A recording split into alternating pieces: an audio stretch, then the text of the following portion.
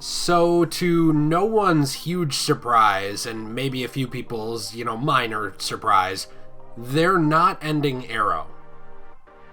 You heard me right. They're not ending Arrow. It's getting at least one more season. Who knows? I think it'll get a whole nother series. The catch? Stephen Amell is gone. He's done. He's moving on. He's moving on to a new Starz series, which is called Heels, and he's going to be off doing his own thing.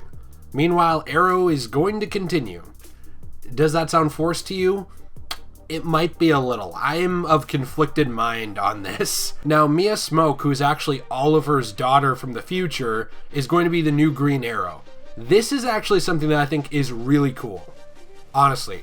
Now, this is a little bit more about me than the show. I've always been a little bit a sucker of the next generation sort of story where it's like, hey, I'm passing this on to you.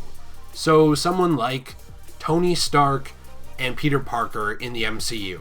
I like stuff like that where it's like, hey, you're my son or my daughter or my surrogate kid or my ward or whatever, and I'm passing this legacy down to you of this title.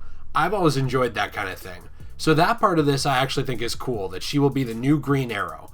What I don't really think is that cool is that they're also really shoving in the Black Canaries again to this show.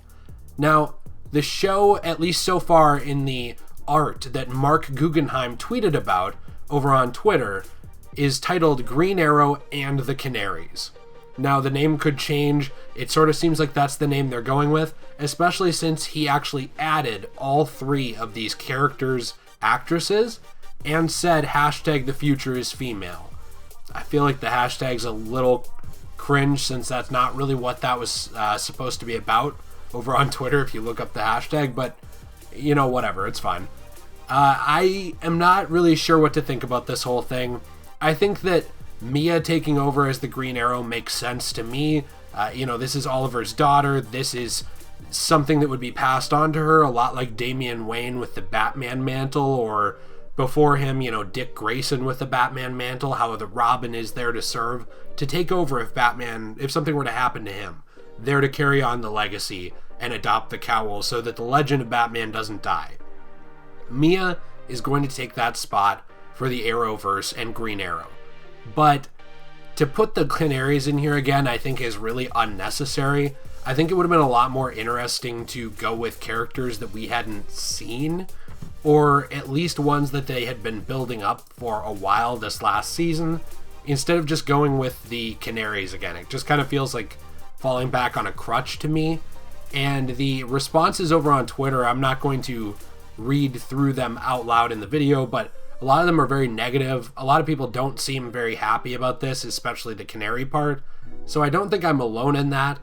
Time will tell if this will be an interesting show. I hope it is. I think that Arrow on its own had gone downhill for a few seasons. Maybe this final season will be, back up to the season 1 and 2 and 3 quality. I guess I doubt it, but I also don't want to discount it before it happens. So maybe that'll happen. The other last thing I wanted to mention is that we actually got to see confirmation of Batman's cowl in the Arrowverse. Now, this was in the premiere of the final season of Arrow, and you see Batman's mask with an arrow right through it. I don't really know what this means completely. It was edited into the footage, and Marc Guggenheim tweeted, "Kudos to Zoic Studios working this in so seamlessly to our original pilot footage." So anyway, I know I've kind of been just a DC channel for the last couple of weeks. This stuff has all been really interesting to me, and I'm definitely going to keep covering pretty much all of it and branching out a little bit too. Let me know what you think about this in the comments down below. Do you watch Arrow? Did you used to watch Arrow? Do you even find the Arrowverse interesting? And also, hey, have you checked out my videos on Crisis on Infinite Earths? We're going to get a lot of crossovers in that with the Arrowverse, like Michael Keaton's Batman and Tom Welling as Superman and Brandon Routh coming back as Superman.